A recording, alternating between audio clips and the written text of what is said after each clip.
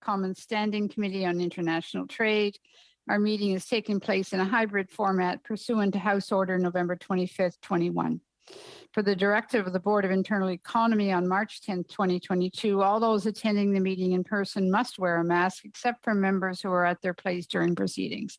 I'd like to make a few comments for the benefit of witnesses and members. Please wait till I recognize you by name before speaking. For those participating by video conference, click on the microphone icon to activate your mic, and please mute yourself when you are not speaking. For those participating via Zoom, you have interpretation options at the bottom of your screen of either Floor English or French, and a reminder that all comments are directed through the chair. So welcome to all of our committee members and welcome to our witnesses. Pursuant to Standing Order 108 and the motions adopted by the committee on Monday, January 31st, 2022 and March 21st, 2022, the committee is resuming its study of the modernization of the Canada-Ukraine Free Trade Agreement. On the first panel that we have with us by video conference is the Department of Foreign Affairs, Trade and Development, Jay Allen, Director General Trade Negotiations, Francois Revet, Director General Regional Trade Operations and Intergovernmental Relations, Andrew Turner, Director of Eastern Europe and Eurasia Division, and Sarah Geddes, Deputy Director Trade Negotiations. And from the Department of Finance, we have Michelle Gauvier, Director General International Trade Policy Division. Welcome to you all. Point of order, we will Chair? start. Yes. Point of order? Yes, I'm sorry. Yes, Mr. Hoback? Yeah, thank you, Madam Chair. Just before we get started, I just have some house cleaning I think we need to take care of and relating to some of the items we had asked for at previous meetings that haven't yet delivered. So I'll read what I have in front of me, Madam Chair, and then we continue on with the meeting. Okay. When the Minister of International Trade appeared before committee on February 7th, she stated following in response to my question regarding government's game plan to head off American tax and Canadian businesses, and I quote, Honorable Mary Ng, since President Biden has taken office, some 480 meetings have taken place at the most senior levels, at the cabinet level, between the President and the Prime Minister, but also between myself. Later in the second half of the meeting, the Minister's ADM on the Americas, Michael Grant, in response to a question from Mr. Lewis, told the committee that he would provide a list of the persons the Minister met with during those meetings. Mr. Hoback, can I just check here with the clerk? The indication is that that's not a point of order. Madam Clerk? What the point of order is referring to here is the fact that we're waiting for documents and information that is incomplete. And I guess I'm wanting to get those addressed through the committee here now, and this is the process to do it, is at this point in time in the committee. So that is my point of order. Madam Speaker, I'm wondering if this might be better addressed with committee business at the tail end of the meeting. No, it's an official complaint that I have with the department in regards to them not providing documentation to the committee in a timely manner and in a complete manner. So this is the only process that I have to do that. So that sounds quite clearly that there's a piece of contention that Mr. Hoback is raising, which is debate rather than a point of order. It's to do exactly with this deal. And what I would suggest is that since we have witnesses here, we actually get on with hearing from those witnesses and use the committee time to deal with administrative matters at the tail end of the meeting. Again, Chair, I do have the floor, so I request that I finish my letter, which would be a matter of another 2 or 3 minutes, and then you can continue on. And I would have it in the record, and then there would be some action the clerk could take in regards to getting the actual documents that has been asked for and committed to this committee. Yes, absolutely. Please continue, Mr. Hoback. Okay. I'll continue on. 1635 mark of that meeting. Chris Lewis, thank you, Mr. Grant. I appreciate that. Of those 400 meetings, is somebody able to table with the committee exactly who the minister met with? Mr. Michael Grant. Not at this moment, but I'm sure that is something we can provide through the chair. Madam Chair, the list provided by the committee by the Department of Foreign Affairs, Trade and Development, which was circulated to committee members on March 1st, is far below the 480 meetings stated by the minister. Only 51 meetings, in fact. I therefore ask you, Madam Chair, to write the minister on behalf of the committee to remind her of her Assistant Deputy Minister's assertion that he would provide the committees with the full list of all the persons the minister met with during her 480 meetings with U.S. officials. And then I've included the list that they provided of the 51 names, which I can give to you, to the clerk, so I don't have to read that to the record. Okay. Thank you very much, Mr. Hoback. All right. Okay. Back to Mr. Allen. I invite you for opening remarks of up to 5 minutes, please. Thank you, Chair. Good afternoon, committee members, and thank you for the opportunity to provide an update on the status of the modernization of the Canada-Ukraine Free Trade Agreement, or CUFTA as we call it, and to discuss other matters pertinent to the current crisis in Ukraine. As you know, modernization negotiations were launched on January 27th of this year. Canadian and Ukrainian officials were prepared to hold the first round of negotiations. However, due to the Russian leadership's decision to invade Ukraine in late February, our trade talks were informally paused and are unlikely to resume in the near to midterm. But when Ukraine is ready, we will be willing and able to engage with them. In the meantime, Canada continues to demonstrate its support for and solidarity with Ukraine. Our priority is providing Ukraine with military, humanitarian, and financial assistance. Following Russia's invasion, Canada has authorized more than $160 million in military aid to Ukraine for lethal and non-lethal equipment. We have backstopped Ukraine's economic resilience with offers of up to $620 million in loans. In addition, Canada has allocated $145 million to support the humanitarian response in Ukraine and regional countries, all of which has been allocated to experienced UN, Red Cross, and NGO partners. Canada calls on the Russian leadership to stop its brutal war against Ukraine, withdraw all military equipment and troops from Ukraine's sovereign territory, and turn to good faith diplomacy. We call on Russia to uphold its obligations under international humanitarian law. We deplore the senseless murder of innocent civilians in Ukraine. The images and reports of what Russian forces carried out in Bucha are vile and deeply shameful. We strongly support efforts to ensure full accountability for these atrocities. In early March, Canada and a number of our partners referred the situation in Ukraine to the International Criminal Court. This action followed numerous allegations that Russian forces had committed international crimes, including war crimes and crimes against humanity. Sadly, these allegations have only become more numerous since the referral. Canada fully supports ongoing investigations at the United Nations Human Rights Council and the Organization for Security and Cooperation in Europe on the human rights and humanitarian impacts of Russia's invasion. Since February 24th, we have imposed a series of economic sanctions in close coordination with our allies and international partners. Among a wide range of measures, including those that target sectors of strategic importance to Russia, Canada has sanctioned over 700 individuals and entities in Russia, Belarus, and Ukraine. Canada has also stopped the issuance of new permits for the export and brokering of controlled military, strategic, and dual-use goods and technology to Russia and canceled previously issued permits. Canada has strongly decried Russia's military aggression and has committed to taking actions necessary to protect our essential security interests. At the WTO, for example, Canada was the first country to withdraw the most favored nation treatment for imports from Russia and Belarus.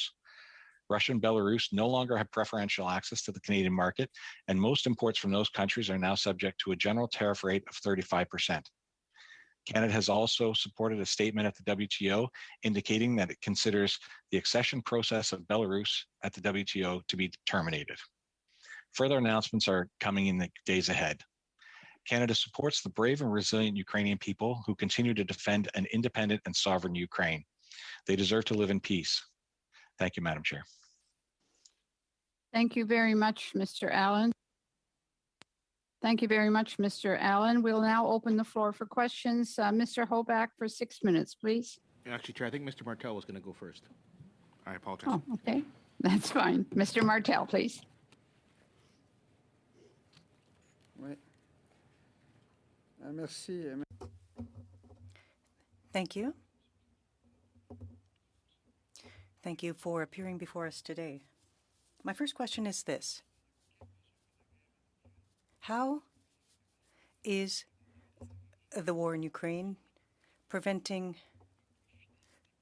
trade or for Canadian companies to benefit from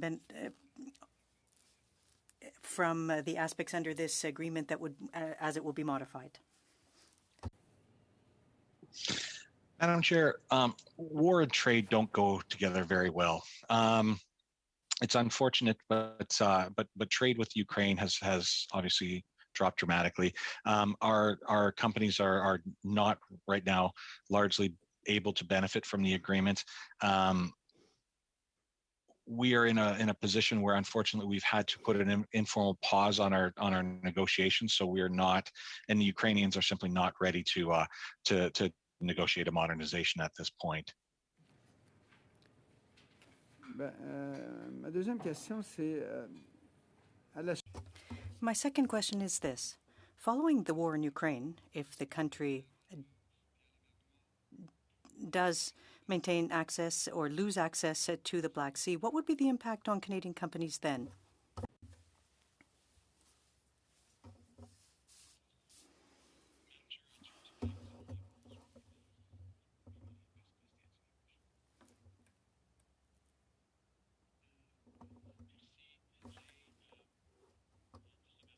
Thank you, Jay.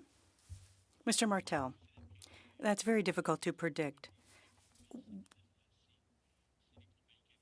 What impact it will have if access to the Black Sea is cut off. At present, we can't determine the impact or the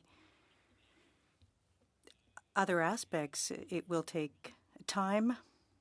And the interpreter is experiencing sound difficulties. It is very difficult to hear the speakers, both Mr. Martel and the witness.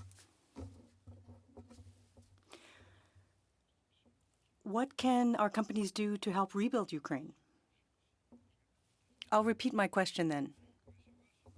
I'd like to know if the Canadian government is currently working on the role that our companies will play in helping to rebuild Ukraine.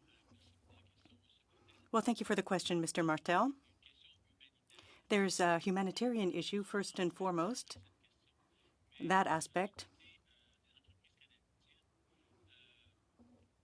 With respect to Canadian companies, we have our trade delegates across the country,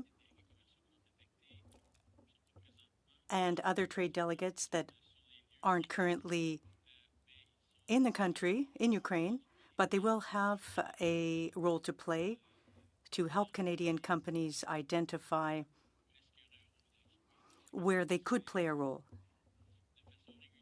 This is something that is ongoing. Canadian companies contact with us with respect to their business partners in Ukraine and Russia. That's part of our work.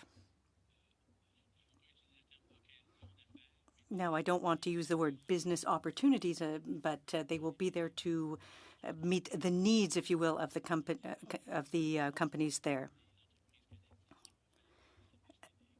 And so the Canadian companies can turn to the trade delegates.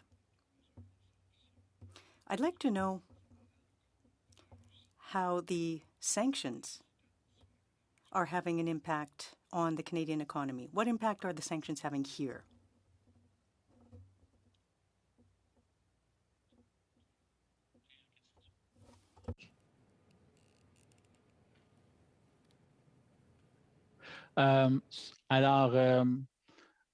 Donc,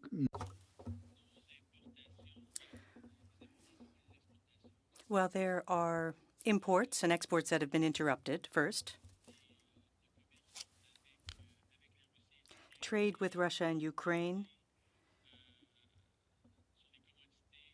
is based on agricultural commodities.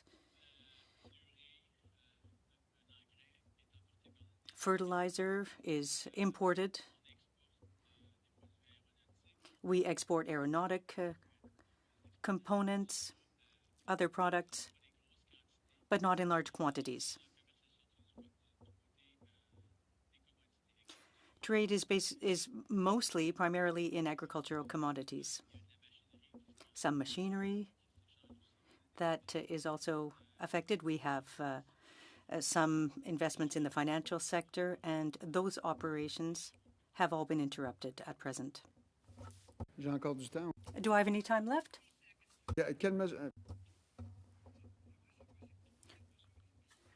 Well, countries like Canada, what steps can we take to reduce the impact of sanctions, the sanctions taken and imposed on Russia? Short answer, please, sir. Absolutely. We are working with Canadian companies to help them find opportunities to replace imports. We're also working very closely with our trading partners to find synergies, to find ways to help one another to ensure that we can make up what's lost to the sanctions. Okay, thank you very much, Mr. Martel. On to Mr. Sabara for 6 minutes, please. Thank you, Chair. And Welcome to the committee, by the way. thank you, Chair. Thank you, Honourable Sgro, for that wonderful welcome. Very kind. Good afternoon, everyone. To Mr. Allen, just in your opening remarks, I wanted to ask about an instrument that the Canadian government has used in terms of removing the most favored nation trading status. What are the implications of that to both on Russia and Belarus? The basic implication of that is under the WTO agreement, they had preferential access to Canada, so they got our best possible tariff rates. Now they're in fact getting far higher tariff rates. They no longer benefit from that preferential access. So as I said, the 35% is the tariff on most of them. Some of them will actually have some products will have a higher tariff rate than that. Okay. And secondly, you noted on the WTO accession process of Canada raising its hand and saying basically a big stop to Belarus. Can you kind of explain the accession process and why it was so important for Canada to do that? Yeah, so Belarus is not a member of the WTO, and they've been trying to join the WTO. Joining the WTO is a process that requires consensus of all members. And so for Canada, and for a number of our trading partners who joined with us in that statement that day, we look at the actions of Belarus and supporting the Russian invasion of Ukraine, and we simply did not think that they warranted membership. And so that decision to keep them out means that they will not get into the WTO. They will not get the benefit of the International Trading Order. Okay. And then can you explain to me, just to provide some color in terms of removal from the WTO, what would that look like if there was an ask to remove an entity that has gained accession to the WTO? Right now, there isn't officially a process for removing a country from the WTO. This has been something that academics have debated over the years as to what the process might be and how it might be implemented. But right now, there simply isn't a process to do that. And the reason I allude to that is, I'm a big believer in rules-based trade systems, in multilateral institutions. Canada is a beneficiary of international trade. Our economy benefits it. We create great middle-class jobs. We're obviously a signatory to a number of trade agreements, NAFTA, the revised NAFTA, CITA, CPTPP. And under that system, we tend to follow, and we do follow a rules-based system.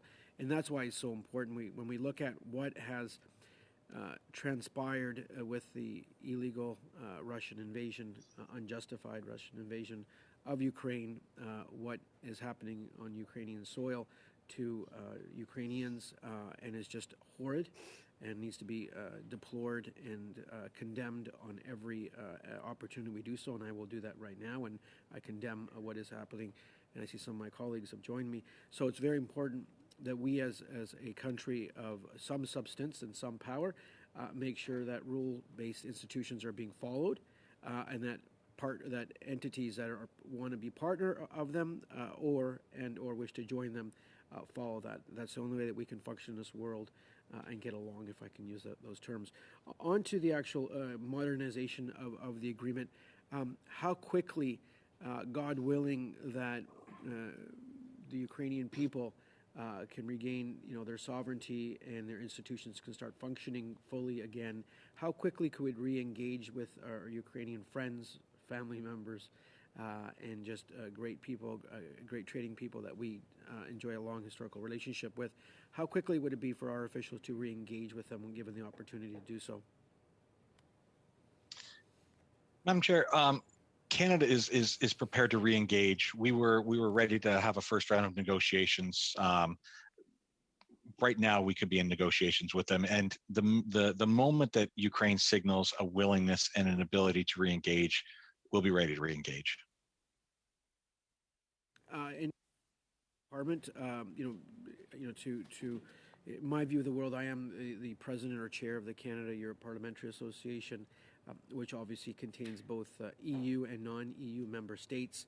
I met with the EU ambassador yesterday, and I kind of coined the term "nothing new," but I just said what is old again is new again, and in terms of the relationship between Canada and Europe and Ukraine being a part of that world, in my view. What sectors would you and your department officials say would benefit most from the modernization of the free trade agreement? A brief answer, sir. Yes. So the existing FTA covers goods right now.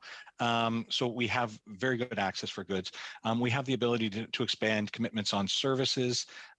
We can improve the labor chapter, and we have the opportunity to cover things like government procurement. So there are a number of areas where we can improve what's already there. But in terms of goods market access, it's already pretty solid. Okay, thank you very much. On to Monsieur Sebard Tremblay for 6 minutes, please. Merci, Madame la Présidente. Thank you, Madam Chair, and thank you to our witnesses for appearing, and good afternoon to colleagues. Now, we've heard at this committee that there are companies that have had problems because of the sanctions against Russia. Now, these sanctions were necessary. There was an invasion. There has to be consequences. That's not the issue. But we often wonder how we can compensate that so that our companies here aren't victims the same as Russians are, but who should be. Now, have you had any discussions or any contacts with the companies that have been experienced collateral damage because of the sanctions? Because of the sanctions imposed on Russia? Madam Chair, I have not personally had contact with companies that have been harmed by the sanctions, but I know that there are some, and we are aware of that. We recognize that in order to have a punitive effect on Russia, the sanctions have to be tough, which does mean that, unfortunately, there will be adverse consequences on companies, including Canadian companies. Excuse me. We will work with those companies. We're trying to find ways to help them. We're trying to mitigate their exposure. I don't know if perhaps my colleague François Olivier would like to add to that. Thank you, Jay. Madam Chair, oui, on a eu des contacts. We've had contact with companies, as I mentioned earlier. Our trade delegate service puts us in contact with companies that deal or used to deal with the companies there and that have been affected. So we do have a discussion ongoing. We're not familiar with all of the cases, but we have had some discussions and some contact. We're trying to help them as much as we can. Do you foresee putting in place some kind of compensation for companies that may have ordered items before the sanctions in March and that are now facing this 35% tariff? Answer. Well, Madam Chair, I know that this issue was raised, but to the best of my knowledge, a decision has not yet been made on the approach. Question. So it's a possibility, but it was a potential solution to direct them towards new markets and will withdraw from Russia, for example, and move in a different direction. So this question of compensation you're saying is something that's been discussed, but a decision hasn't been made. Well, what I would say is it has been raised. I can't say if it's being discussed now, if it's under discussion, but it has been discussed. Question. So is it possible to know what other potential assistance measures have been put in place?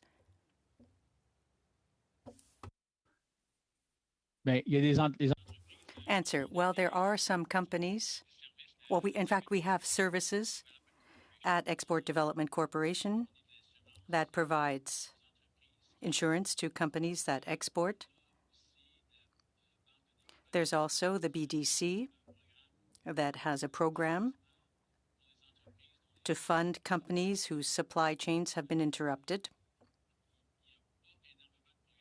There aren't a lot of programs in place to help businesses other than those. Question.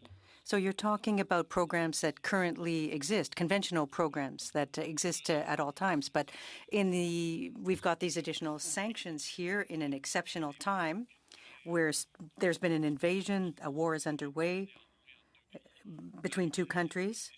Canada has decided to take a stand, but not just intervene, but will there be additional steps beyond the bank and EDC that already exist, additional measures put in place? Madam Chair, I don't have the answer to that question. Thank you. Madam Chair, could you tell me how much time I've got left? 1 minute, 36 seconds. 1 minute 30, parfait. 1 minute and 36 seconds, perfect. Now, if I may, I'd like to go back to the issue of the trade agreement. Are there any suggestions or ideas from our representatives today on what could be included in a future agreement for it to have as much impact as possible?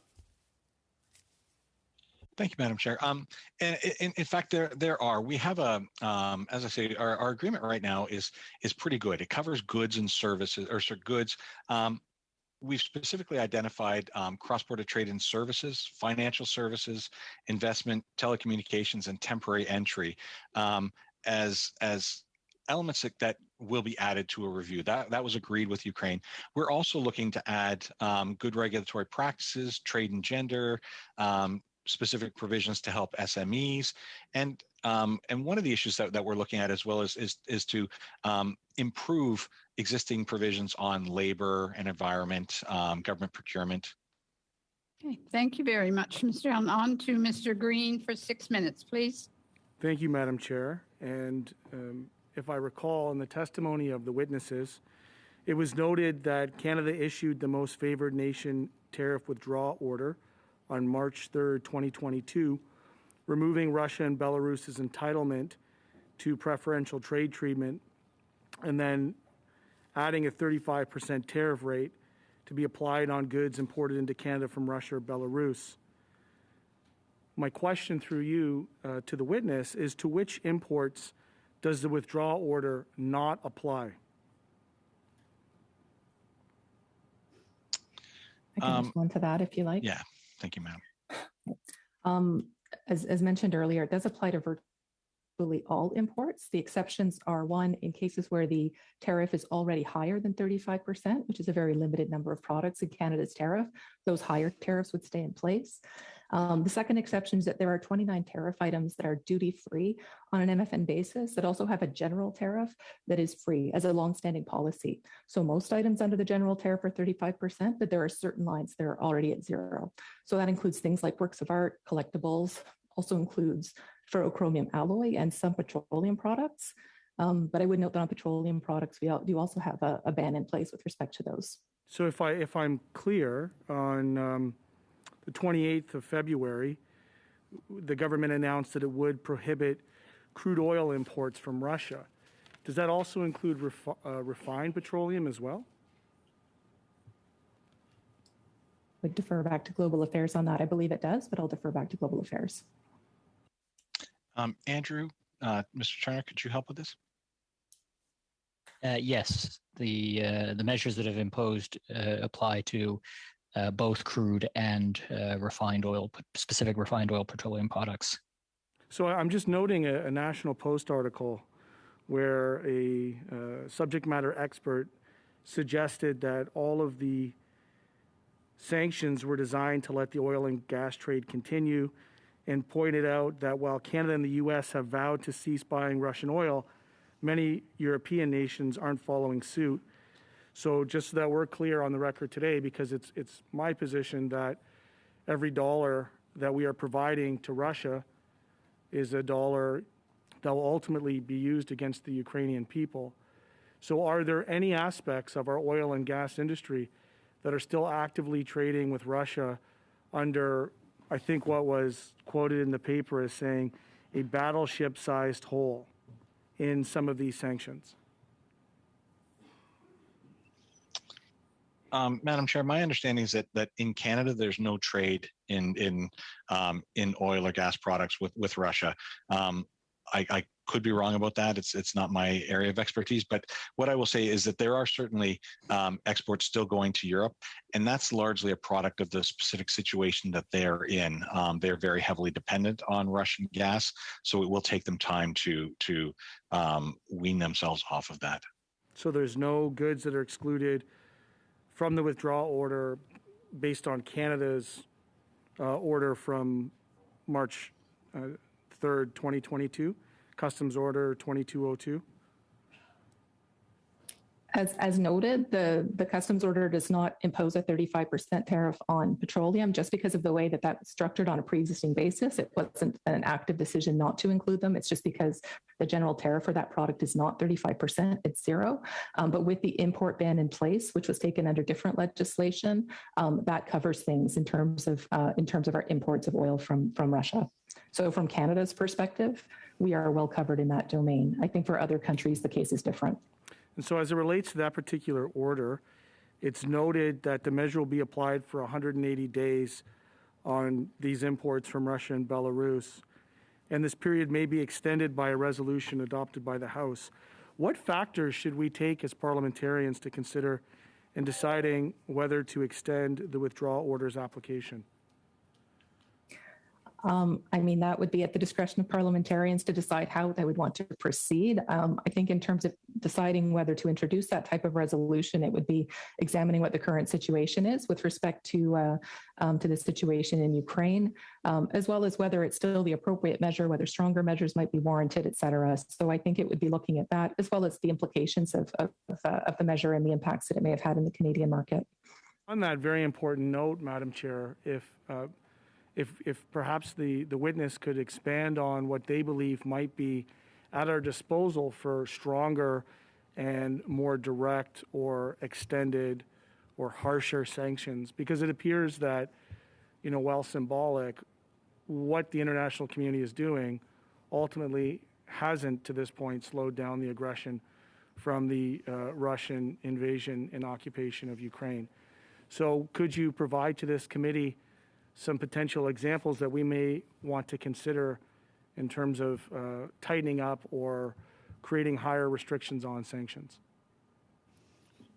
Very brief answer, Mr. Allen. Yeah, Madam Chair, the sanctions have been very effective. We are seeing a dramatic impact on the Russian economy, which will in turn have a real impact on their ability to wage war. There are going to be additional items that could be sanctioned. There could be other measures. Those at this point we're unfortunately we can't discuss at this point. And quite honestly, in my role, I'm not familiar with them. But that would be a matter for politicians to look at. Thank you very much, Mr. Allen. On to Mr. Hoback for 5 minutes, please. Yeah, thank you, Chair, and thank you, witnesses here. This is an awkward study right now because of what's going on between Russia and Ukraine and the horrific scenes we see in television and the war crimes that Putin's committing and his, it's just horrible. So it must be tough for you guys to think about the people that you were negotiating with now or somewhere back in Ukraine dealing with all this and trying to figure out how to keep their country together and progress. And then to be thinking about the future for them is day by day, where we're looking a year, 2, 3 years down the road. So I guess maybe my question is on the process a little bit right now in light of what's going on. How do you take a step back now and relook at what we want for his ambition or results in a trade agreement with Ukraine in light of the situation today versus where it was when we actually started the negotiations? Madam Chair, we had carefully evaluated with Ukraine what we wanted to modernize. That was obviously the product of the situation as it was, Ukraine's economy being where it was, the Ukrainian society being where it was. This is a fundamental change. We will have to reevaluate everything. it is as the member noted, it is very difficult to have conversations. We have not had conversations with our counterparts. There were some messages sent immediately before the invasion, just simply to wish people luck and safety. We haven't had those kind of conversations, and I don't expect we will in the near future. So then, in the meantime, it might as well park it, really, until we know exactly what we're dealing with, and then regroup at the time when Ukraine can regroup with us. What do you and your staff, what do you focus on in light of that? Like, you're not just assigned to Ukraine, so the ASEAN deal is being talked about, a UK deal is being talked about. So would you redeploy resources to those agreements now and focus on that in light of what's going on? Madam Chair, we do have a very full negotiating agenda. As the member correctly points out, there are ongoing trade negotiations with a number of different partners, and yes, indeed, we redeploy resources. All of our resources will work on various agreements, and so if we have a lightening of a load in one area, that load then can be spread to another, or those resources can be spread to address another agreement. Fair enough, and that makes sense. I often wonder, though, like, we've got people that were on the ground in Kiev that have been evacuated out of Kiev. Maybe they're in Poland. I'm not sure where those resources are now.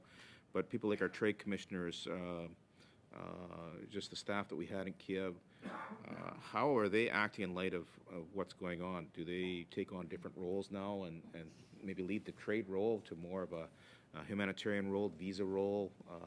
Do they feel those types of shoes when this type of situation happens? So all of our mission staff have been evacuated. I can maybe turn to Mr. Turner. He might have a better idea of where they are, but certainly the functions that they carried out at post, they will be redirected to help with other elements of the crisis. But Andrew, do you have any comment on what's happened with the staff and what they're focused on? Certainly. So our staff are continuing to focus on providing Canada's support to Ukraine in the most relevant and useful capacities. So at the moment, yes, again, the focus on trade promotion has shifted more to dealing with the emergency response. So we have deployed more resources to focus on the consular situation, on providing humanitarian assistance, as well as the ongoing monitoring of the political and military situation. And so we will continue to adapt our footprint to best respond to the crisis and best provide support to Ukraine. Okay, makes sense. All right. 47 seconds, Mr. Holback. Okay, thank you, Chair. Again, I'm trying to stay at the topic of the Canada-Ukraine trade agreement. I really am, because that's what we're here to study, and I want to make sure that we do our work properly, but it's really tough not to get drawn into the Russian aspect of it. So maybe if you give me a little bit of liberty, Chair, like, what are the types of things? I know for today, for example, we heard in question period the SAM missiles. So are we getting involved in the trade side of things, making sure that when Ukrainians are asking for specific items to help them defend their country, do our trade officials actually help the process in where do they locate them, how do they locate them, and how do they get them? Madam Chair, just on a point of order, Madam Chair, this is a question that probably be directed to officials from the Ministry of or the Department of Defense. I'm not sure if our trade officials have the ability to answer this question. I'm not asking about defense. I know defense will be doing that. I'm asking for our trade people who are also engaged in those types of roles. Thank you very much, but there is no time left, and we have a very short meeting here. We have another one coming up. Mr. Raya, you have 4 minutes, please. Thank you, Madam Chair. The withdrawal order, basically, it doesn't ban the imports of goods from Russia or Belarus. It just increases the tariff rate to up to 35% or to 35%. The only things that are banned from import is the oil, probably gas, oil and gas, say, from Russia and Belarus. Why is that? Do we have the mechanism to ban entire range of goods from Russia, or is there any problem in us banning entire range of goods? That's number one. Number two, this withdrawal order is applicable for 180 days. and this can be extended by a resolution adopted by both houses of parliament. Is that the requirement under WTO, or is that requirement due to any of our own legislation? Can somebody explain that to me? Maybe I'll start with that, and for the broader question, turn it back to GATT colleagues. Yes, the requirement to have both houses of parliament approve a resolution is within our domestic law. It's in the customs tariff, and it's part of the condition for this order. I will note that we're one of the few, if not the only, amongst our like-minded partners that has something that can be done by order this way. Many other countries who take action on MFN require legislative changes. It's one of the reasons we were able to move so quickly to take this measure, but there's also this 180-day requirement noting that it is a deviation from our usual customs tariff. In terms of broader bans, I will turn it, I think, to Andrew to maybe speak to that issue. Certainly, Madam Chair. Canada has imposed a wide range of measures to restrict imports and exports with Russia, not just in this immediate crisis. We've had some restrictions on exports of machinery related to oil exploration going back to 2014 in response to Crimea. But in addition then to the new sanctions that have been put in place, or the restrictions on oil, we have also imposed extended export control restrictions, so all controlled goods are prohibited. And we have, through the Special Economic Measures Act, also imposed restrictions preventing the export of a whole range of goods and technologies that would, while be generally commercially available, could still be of use to the Russian military. So, semiconductors or, engines for large trucks that would be used in civilian transport but could be used to move military personnel or equipment. So Canada has joined with our like-minded in imposing these restrictions, and the intent of these measures is to gradually degrade the capacity of the military. Mr. Turner, my time is limited. The things that you elaborated are more on export controls. What I was asking is there any reason why we have not expanded the banning of imports beyond oil? In terms of banning of imports, we certainly continue to look at other options that could be imposed. In addition, though, we have imposed restrictions on access to Canadian airspace and to Canadian waters that would make it very difficult for Russian goods to be transported and brought into the Canadian market. So whilst the goods themselves have not yet been banned, that is still under consideration. We have taken measures that would still have a very significant impact, preventing them from being brought into Canada. Okay, so, thank you very much. I'm sorry, Mr. Raya, your time is up.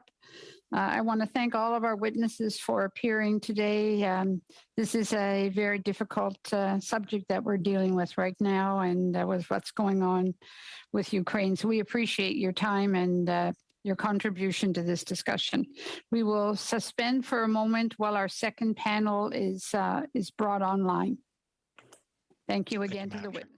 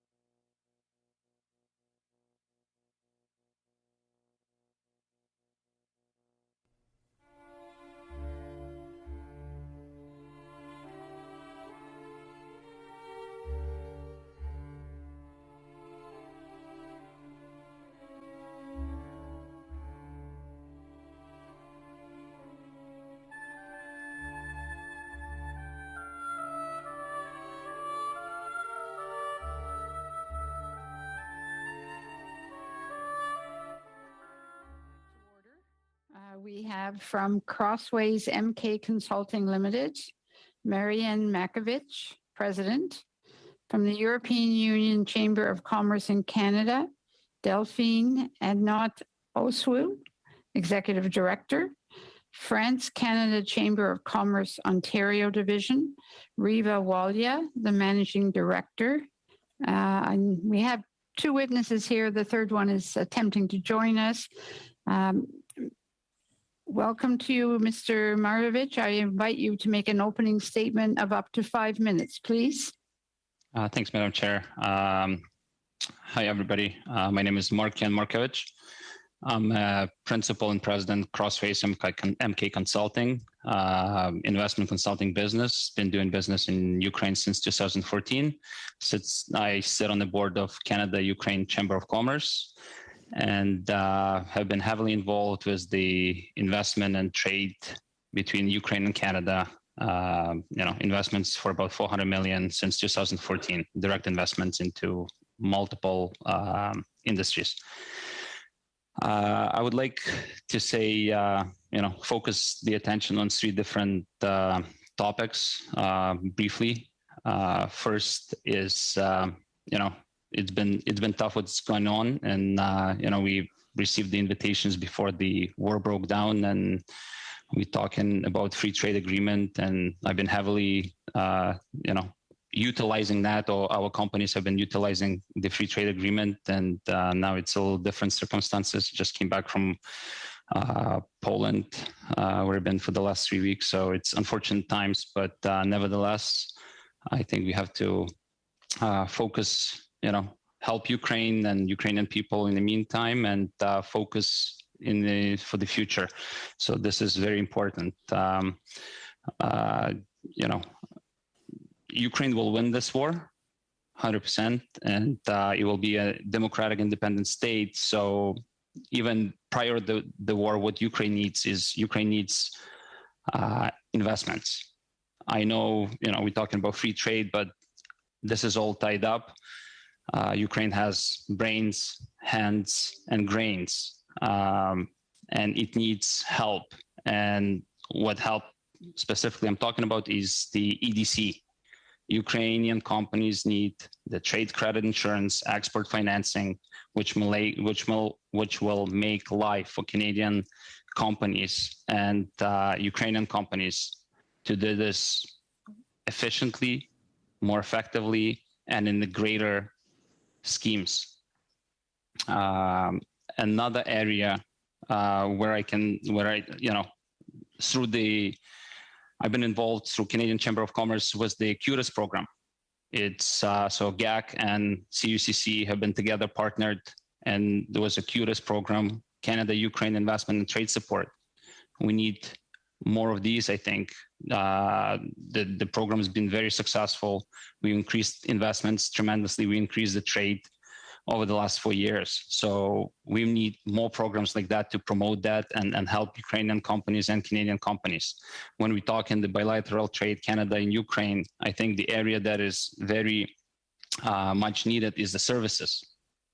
And specifically, Ukraine has one of the probably best in the world procurement systems called Prozoro. CUCC is trying to set up Prozoro system where Canadian companies can directly bid on the projects in Ukraine. And again, EDC comes into picture with all their arsenal of their weapons to help Canadian companies effectively better manage and work in that field. And the last one, more specifically, when talking about the trade, one of the companies that we are directly involved, Canadian investors are directly involved, is companies in agriculture. So these specific products in agriculture, and I'm talking about, I'm going to be very specific here, is the dry shell eggs that come into 3 different forms that can be looked in extensively. Right now there is tariffs on them, and if we eliminate it, those are the products that have a dry, long range life, 24 years.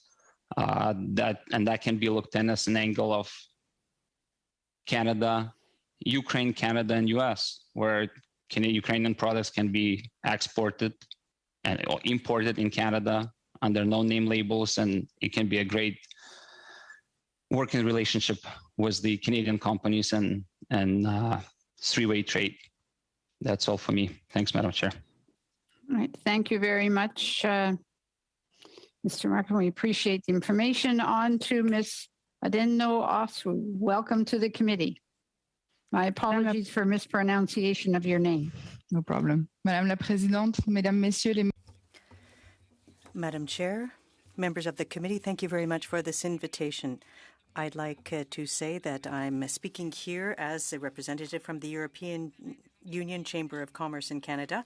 We represent the interests of EU businesses and chambers in Canada. We do not represent any Ukrainian business interests and have only a peripheral expertise on Canada-Ukraine trade agreement.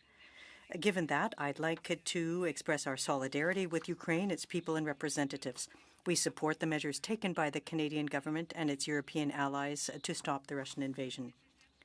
As necessary as they are, the sanctions and restrictions adopted to date, combined with Russian countermeasures and the disruption of trade with Russia and Ukraine caused by the conflict, have not went without effect. We need, therefore, to have short and medium-term responses. The conflict in Ukraine had an immediate impact on the prices of energy, raw materials, and food commodities. The developments in commodity prices since the start of the war could reduce global GDP and push up global inflation. Some European governments have already announced tax cuts, as well as rapid, targeted, and time-limited measures in the form of new state-guaranteed loans or direct assistance for companies that consume significant amounts of fossil fuels. The war in Ukraine has affected sectors of activity directly affected by the sanctions and restrictions put in place by Canada and its allies. First and foremost, the financial industry, the dual-use goods and technologies industry, transportation, equipment and supplies industry for mining, oil and gas extraction, the aerospace industry, and the high-tech goods industry. There are hundreds of companies with industrial and commercial presence in Ukraine and Russia, including in the automotive, manufacturing, agriculture, and agribusiness sectors. As a result, an in-depth sectoral study needs to be undertaken in order to possibly adopt sectoral or targeted aid to industries and companies particularly impacted. Many companies in Canada and Europe will also seek to redirect part or all of their production to alternative markets. In this regard, any effort to improve the implementation of CITA or other agreements need to advance ongoing negotiations. This would be very welcome. Many supply chains have been directly impacted. I'll focus on three supply chains that have been hard hit. Energy, which has been hard hit and could be hit even harder by an embargo on Russian hydrocarbon and gas imports. As Europe seeks to diversify its energy mix, there are many avenues to be explored by this committee and Canadian negotiators that are also in line with the necessary transition. Secondly, critical materials and minerals. And there needs to be an announcement by Canada and EU as part of the strategic partnership on raw materials, as well as increased participation with Washington. Lastly, agriculture and agri-food commodities, which may face serious problems in the short term. I'd like to conclude by saying a few words about the agreement that will be a very important tool to support and help rebuild the ravaged Ukraine. There are three components that are very important.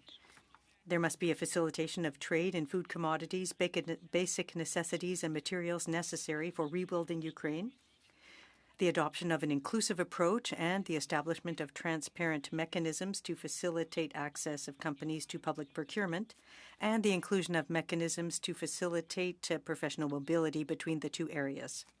With these considerations in mind, Madam Chair, I thank the committee for this opportunity to present today. Thank you very much. Mrs. Walia, please, for 5 minutes. Madam Chair, members of the Parliament, thank you for this invitation. The ongoing Ukrainian war is certainly a watershed moment in the history of our modern world. The outcomes of this war will define how societies will transcend and humanity evolves from here on. We're certainly witnessing the global and the local impacts of this Russian invasion on Ukraine, on our economy as well. With regards to the modernization of the CIIT agreement in front of this committee today, I would like to bring forward three important aspects. I do not want to divulge into the aspects that are already very much in front of us, but I want to talk about solutions. First and foremost, I'd like to highlight the incremental risk of European dependence on Russian oil and gas, which is the primary reason why Europe has been considering an energy transition in the very first place. Even though this is the rightful thing to do, however, it's not the easiest. Therefore, Canada, I believe, has a very strong role to play in the world, and in particular at the European stage today. While Canada does not face an immediate threat towards energy security like Europe does, we are certainly likely to face the pressure to expand our role as a safe and secure source of fossil fuels, coupled with a very strong and stable economy. Canada, therefore, has a very unique challenge to fulfill in routing some of the oil and natural gas to Europe through channels that are actually non-existent today. Therefore, it's imperative for Canada to rethink the export infrastructure and our role as a supplier to Europe, as well as our role in rebuilding Ukraine. Additionally, this could actually present a very significant challenge for Canada's efforts to reduce the greenhouse emissions by 2050. This presents an opportunity for us to consider additional ways of greenhouse gas emission reductions, as well as also formulate our policies that will allow us to meet our global targets by 2050. This brings me to the second point, which is really Canada's role in supporting Ukraine post this war is over. And I'm hoping this will be ending soon. Historically, Canadian companies have recognized the strengths of Ukraine in IT and white-collar jobs. And I would encourage that the Canadian-Ukraine Free Trade Agreement has a pivotal role to play in rebuilding Ukraine post the Russian invasion and by bringing jobs to Ukraine. As we modernize CIIT, the large-scale Canadian companies like Fairfax have definitely invested strongly in Ukrainian companies. There is an opportunity for us to have additional provisions in this free trade agreement that would allow for more Canadian companies to invest in Ukraine, additionally allowing for human capital to move freely between the two trade partners. This is also one of the recommendations of the Global Task Force on Refugee Labor Mobility that I was a part of earlier on today. These measures will concretely support rebuilding and thriving of the European economy in the free world. Lastly, I would like to bring to your attention that the CIIT agreement and the parallels that I can draw based on ratification of CIIT in France, which, of course, as we all know, is the European Union trade agreement between European Union and France being a big stakeholder. Sitting where I sit as the managing director of the Chamber of Commerce, managing $10.8 billion of bilateral trade between France and Canada, I can assure you that ratification of CIIT has not been an easy task. And my colleague, Delphine from the European Union Chamber would agree with this as well. There are learnings that we can draw from CIIT and translate into CIIT to ensure that we're able to leverage effectively the steps we need to take and play an important role in rebuilding Ukraine and modernizing CIIT. In particular, I would like to draw the attention to the lack of information with Canadian corporations for this free trade agreement that exists also between France, European Union companies, and Canada. There is a constant effort ongoing between the French Chamber of Commerce and the European Chamber of Commerce to educate investors and large corporations in Canada on what the free trade agreement between the largest European nations and Canada may mean for businesses and Canadian economy. And yet it seems to be a never-ending process for us. Therefore, I urge this committee to put the right set of resources to ensure that there is the right set of information and education sessions available for companies in Canada as well as Ukrainian companies for the free trade agreement or the modernization thereof, so that there is clarity on how to proceed and how to get the maximum benefits out of CUFTA for both Ukrainian and Canadian organizations. Thank you very much, ma'am. I'm sorry that time is up. Thank you. I conclude my remarks. All right. Thank you very much. On to Mr. Martel for 5 minutes, please. Merci beaucoup. Thank you very much to our witnesses for being here today. Madame Walia, am I pronouncing your name properly? It's interesting to listen to your comments about Canadian energy. I'd like to know if you could elaborate. You said Canada needs to play an important role in terms of energy, and I'd like to know what you think about liquid natural gas.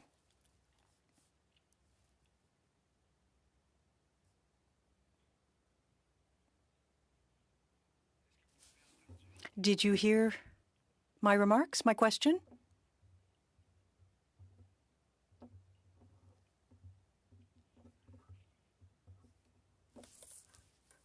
Were you able to hear the remarks, the question? I can't hear anything. I'm not hearing an answer.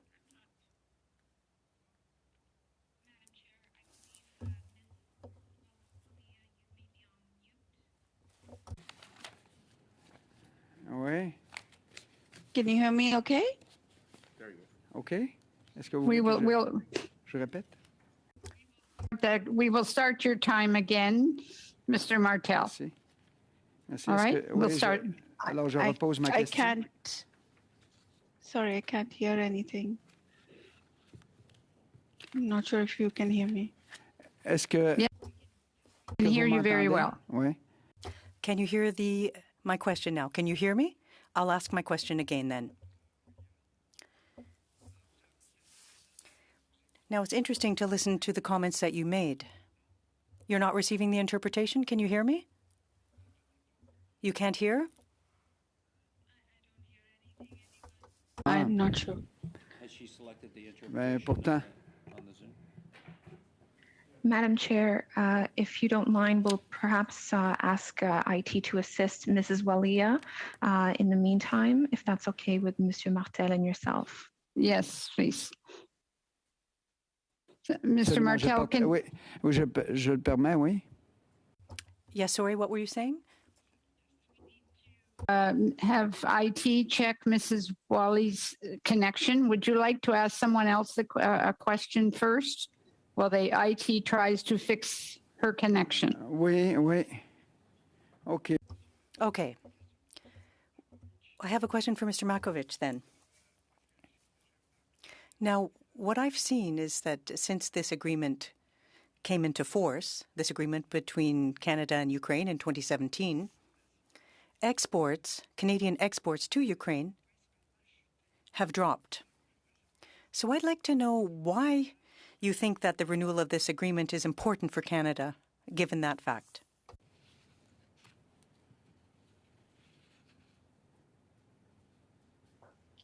Can you hear me now? Yes. Oui. I'll be honest with you. I'm hearing myself twice. Hello?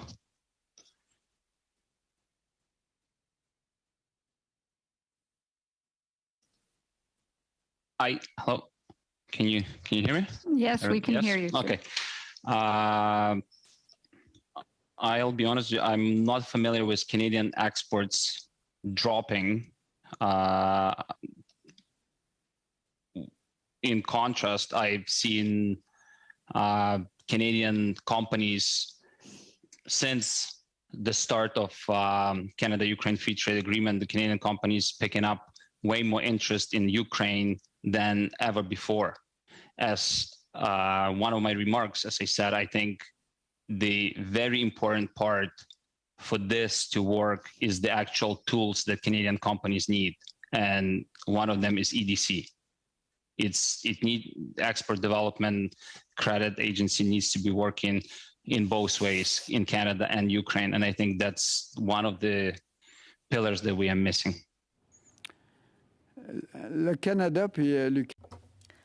Canada and Ukraine signed an agreement to protect foreign investments. in 95. At present, the free trade agreement contains no commitment relating to investments. Does the Protection Act that was signed to meet the needs of Canadian investors?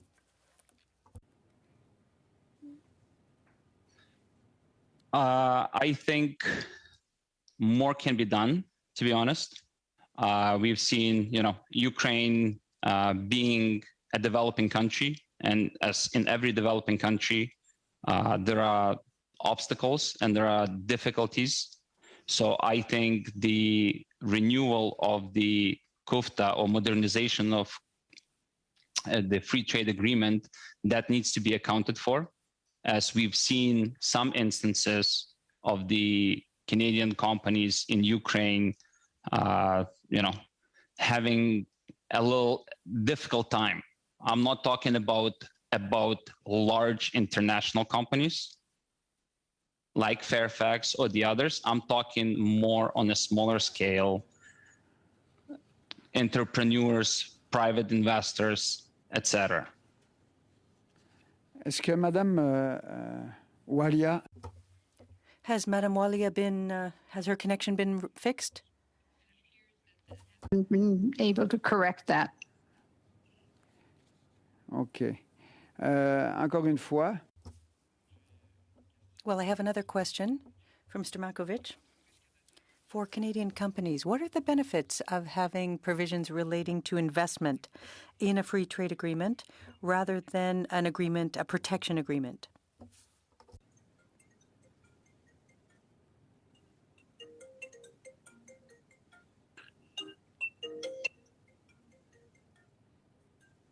Don't have an answer for you there.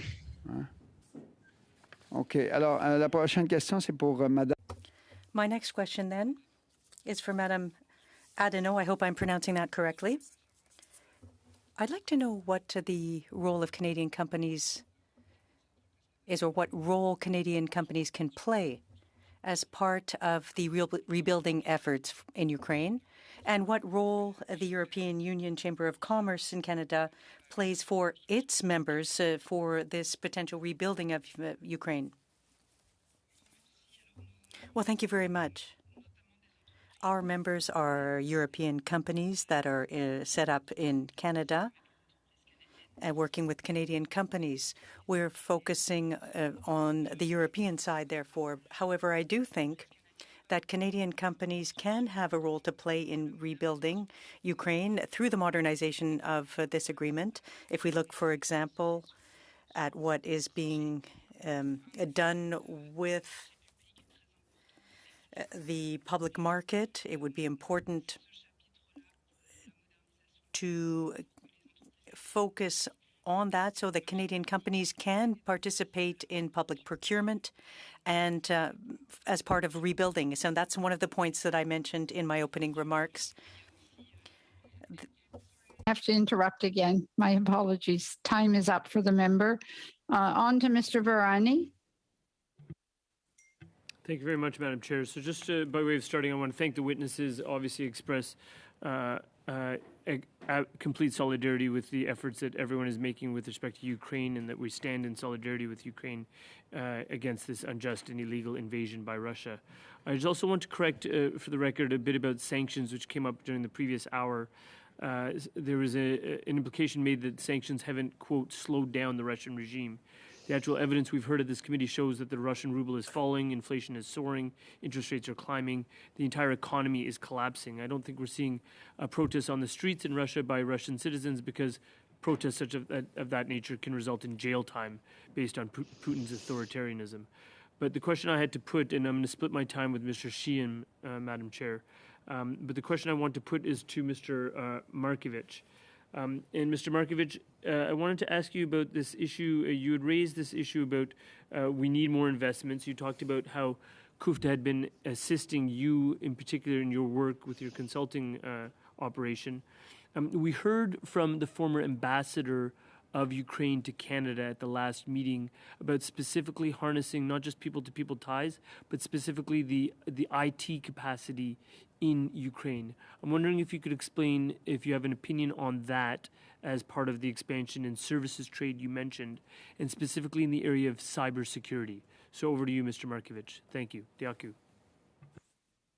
I mean, as you heard and Ukraine is not only grains and hands, but as I said, it's the brains. We have humongous, and all these companies now relocating and still functioning. Among a couple of my clients are the companies that have offices in Canada, as well as kind of all over the world, the Ukrainian businesses. And that part of a service can be included. They are functioning, they are operating in Ukraine under one regime. So if some sort of a free trade agreement, in the free trade agreement, there can be something done for those companies to have trade services expanded, that would be fantastic. Okay, Madam Chair, I'll cede my time to Mr. Sheehan. Thank you. Thank you very much. Mr. Sheehan, you have the floor. Well, thank you very much. And I'm going to keep on the theme of information technology. In Sault Ste. Marie, for instance, we have the Ontario Lottery Gaming Corporation.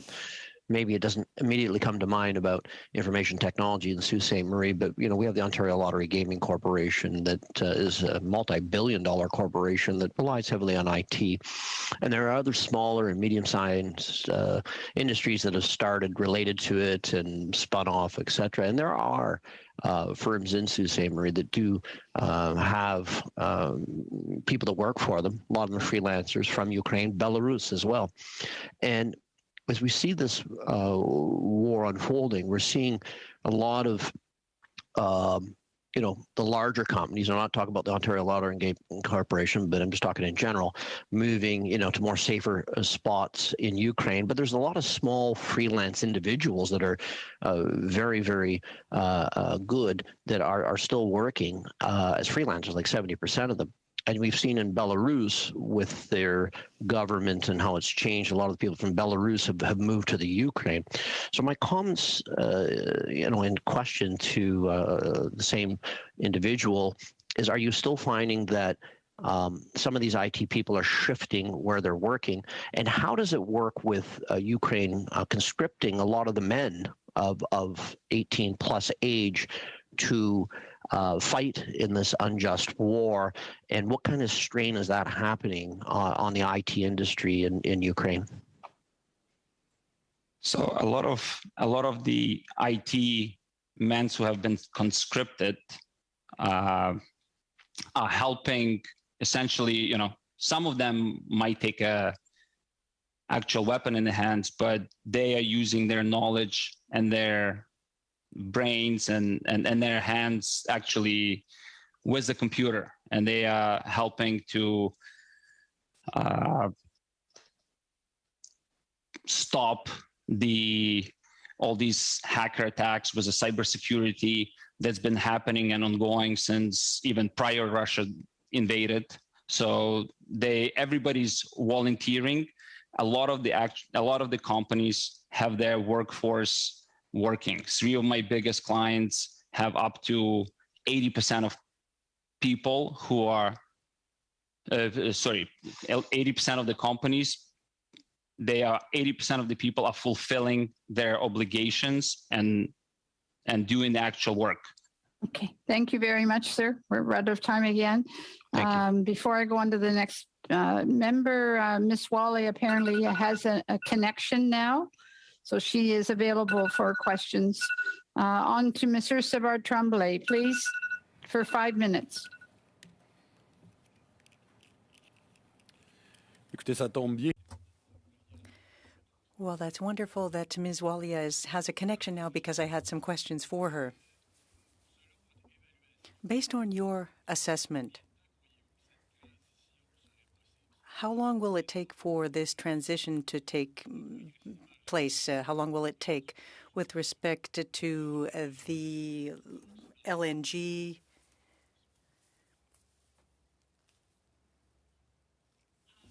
I had a magic wand to answer to your question and to say that it could be a couple of years, but certainly not. I think the whole world is working on that. In particular, I work with a lot of French companies that are investing very heavily in this energy transition. Take, for example, Air Liquide. Air Liquide is, again, a large French organization looking at hydrogen as a source of energy. In fact, Canada is the host for the largest carbon capture hydrogen plant when it comes to Air Liquide here. It's these investments, the capital expenditure by large organizations, coupled with the desire from countries like Canada, that's going to make this happen. So we are talking decades in terms of when everybody can really truly transition into energy independence. And specifically, this needs to happen with an urgency, and the Canadian government really needs to pay attention to this. There are other governments like the French who are ready to participate and ready to partner so that we can decrease this energy transition and accelerate the time frame here. Donc, puisqu'on parle de... Since we're talking about decades, there's also the environmental aspect that comes into play. Ultimately, are you talking about replacing fossil fuels in Russia with Western North American fossil fuel producers, or are you promoting a transition towards other technology? The two are different. Absolutely, the two are different, and they all, for a period of time, need to cohabit and move to the actual net zero transition for sure. But it's not going to happen overnight, and it's not one or the other. For a period of time, we have to learn to live with what we have as we move into newer technologies and newer ways of powering the world here. Donc, ultimement, ce que vous demandez... So ultimately, what you're looking for is for Canada to be a partner in exporting technology, green technology, and renewable energy then. That's your request here today. It is certainly my request, but also to partner with companies and countries outside of Canada to accelerate the process. Parfait, c'est bien compris, Madame. Thank you. Thank you, Ms. Walia. I'd now like to turn to the other Chamber of Commerce. We've heard some Canadian and Quebec companies that were also being affected of the very necessary sanctions. Have your members also experienced that?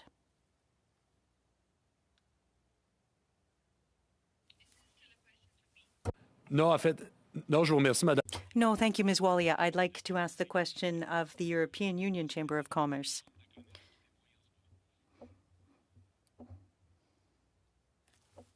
Est-ce que la question du coup média... Questions for me then? Oui, très bien. Est-ce que vous pouvez répéter, pardon, la... Could you repeat your question then? I was wondering if your members had been impacted, unfortunately impacted by the sanctions, those very necessary sanctions that were imposed on Russia, because we're looking at how we can compensate or help companies so that they're not victims as much as Russia needs to be. So among your members, have you heard that some have been impacted, and what action is being taken in that regard? Well, as I said a little bit earlier, our companies are European companies based in Canada. So like everyone, they're facing with an increased cost of raw materials and energy. But it's often the head offices in Europe that are managing the consequences, the direct consequences of the sanctions. And in order to face that and deal with it, the European Union has put in place tax cuts to support companies in Europe. So that has an impact on European companies operating here in Canada. They focused on industries that are consuming fossil fuels as well. Thank you, Ms. Adno. I'm sorry, your time is up, Mr. Tremblay. On to Mr. Green for 5 minutes. Thank you, Madam Chair. And I want to acknowledge again to the witness who just returned back from Poland, the cognitive dissonance that you must feel in contemplating trade matters, having witnessed, even in proximity, the atrocities that are being committed in Ukraine. But I do want to pick up on a line of questioning that I think is an important and integral question, which is Canada's role in the reconstruction and rebuilding of Ukraine. So through you, Madam Chair, to Mr. Markovich, you had touched on investment, the EDC, the agricultural sector. You know, there's been lots of discussion around movement of goods, but I would also like to add, if for your contemplation, the idea of visa-free travel and the movement of people, entrepreneurial class folks who might be able to find refuge here while doing business abroad. Could you just contemplate, based on your experience and the roles that you play here locally, how Canada can best position itself now in future contemplation of the reconstruction and rebuilding of the Ukraine? Look, you touched on all the important points, and I think that's all valid. I think what we need to put mechanisms in place. As far as what I'm talking about is, I've been part of this CIIT program with Canada-Ukraine Chamber of Commerce, right? So I think one of the witnesses touched that it's hard. Educating people, educating companies never stops. So companies in Canada are not aware of the benefits they can achieve in Ukraine. Canadian companies, through the system of ProZorro procurement system, what can be done. I've been working for the last, prior to the conflict, say 6 months ago, we were trying to get Canadian businesses into in oil and gas, where it's our bread and butter, to do the gas modernization of Ukrainian in Ukraine. And it's very, very difficult, almost impossible. So education is the key, having programs Madam Chair, to do. Just on that particular issue, I think you've touched on one which I think we may even find consensus around the table, that there's certainly expertise here on oil and gas, and what you've suggested is the need for supports on the modernization of the sector in Ukraine. And yet, if I heard in the testimony correctly, you said it was difficult. Can you expand on that? Because I do feel, even as a guest of this committee, that one of the recommendations of this particular study could have some recommendations that go back to the House, particular to that point, which I'm sure that vital part of infrastructure within Ukraine will be important for their ongoing independence and democracy there. So could you expand on where you see some of those difficulties coming from and ways in which you might suggest we recommend back to the House for further supports there? Absolutely. Number one, payment guarantees. And even though it was guaranteed, like all these contracts, and I'm talking about, 250 per gas transshipment facilities that needed to be modernized. There were 8 of them. So we're talking, multi-million-dollar contracts. EDC is not working. Companies are afraid of risking their money, even though there are prepayments from the Canadian government for the first batch of work. But then it's the risk, it's unfamiliarity, it's all these little nuances that take place, right? So again, I think EDC is a big, big critical part here to make things flowing. First of all, second of all, it's the education. We need to have programs here with people, with European chambers, with Canadian Ukraine chamber. You can have enough, we're talking free trade, Ukraine and Canada. You have enough expertise here, and our embassy and trade commissioners in Canadian embassies, I'm Canadian citizen, so I'm talking our embassies and trade commissioners are doing phenomenal work. I've been involved with them over the last, 8 years. They're doing phenomenal work, but it's not enough. It's just a small portion of it. If I could, okay, I'm sorry, Mr. Green. I still have 15 seconds left. I have my timer going right here. Well, you got 15 seconds. Yeah, well, I'll use 15 seconds. Thank you. Go ahead. If you have anything in writing that you'd like to contemplate or you'd like the committee to contemplate, I urge all witnesses who may not have had the time to fully respond to provide their response in writing for future consideration of this committee. Thank you. Okay, thank you. Thank you very much to all of our witnesses today, again, for Point of order, very Chair? valuable. Point of order. Now that we have, yes. the one witness Is that Mr. Hoback? I'm sorry, I can hear a voice, but I don't see anybody. Yes. Mr. Hoback? Yes, Chair. I just wonder if we could give Mr. Martel a minute to ask his question now that there's no technical difficulties with the witnesses he was trying to address. Yes, Mr. Yes, just 1 minute though, okay? Mr. Martel? Oui, merci, Madame. Thank you. A question for Ms. Walia. I liked your comments on Canadian energy. I'd like you to expand on it if you could. Canadian energy, how can LNG play a role, a geopolitical role in Europe, while helping us to achieve greenhouse gas reduction targets?